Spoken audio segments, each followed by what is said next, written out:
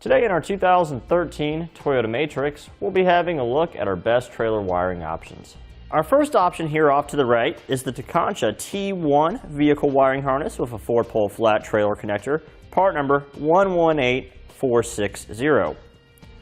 Over here to the left, we have the CURT T-Connector vehicle wiring harness, also with a 4-pole flat trailer connector, part number C56035.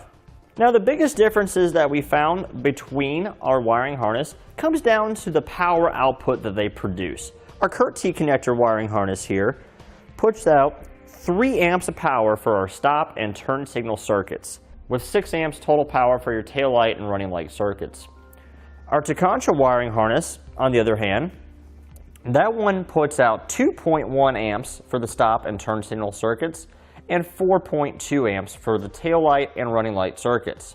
So as you can see, our CURT T-Connector puts out a little bit more power, which will be useful if you're towing a trailer which has a lot of lights on it. Just something to keep in mind. Now the next biggest difference that we found that comes down to construction quality. We found that on the Tekonsha here, you can see how it has the silica gel in here, which seals up our wiring harness very nicely. Everything else is totally sealed up inside our module light box here, and this will protect it from the elements.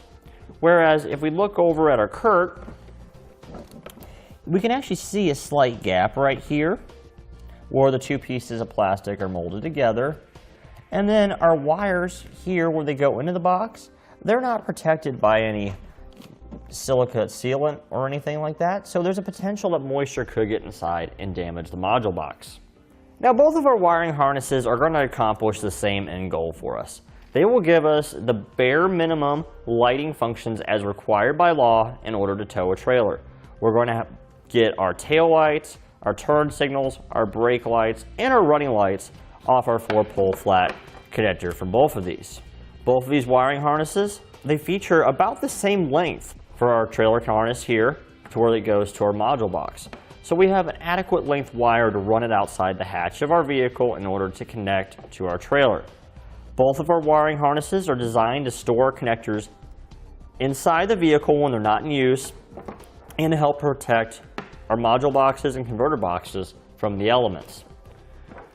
Both of them are going to install in the same manner using T-connectors. They go in line with the vehicle's existing taillight wiring, so there's no cutting or splicing required.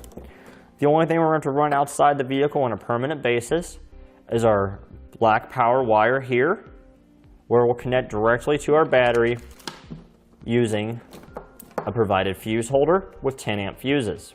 Now both of these wiring harnesses are also going to come with everything you need to get the job done.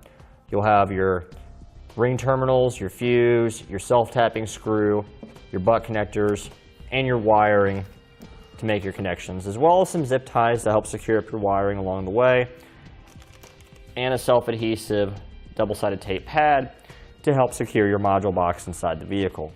If we have a glance over at our matrix that we have here today, you can see about how long the wiring harness is. We have the Tekonsha one installed right now. You can tell it apart because the Tekonsha has a dust cover that's built on, whereas the CURT, it clicks into place and slides over the wires. Not a big deal, they both have a dust cover. So if we open up our hatch, you can see how the wiring works when you're towing. You just drape it to the side here of your latch and close your hatch on down.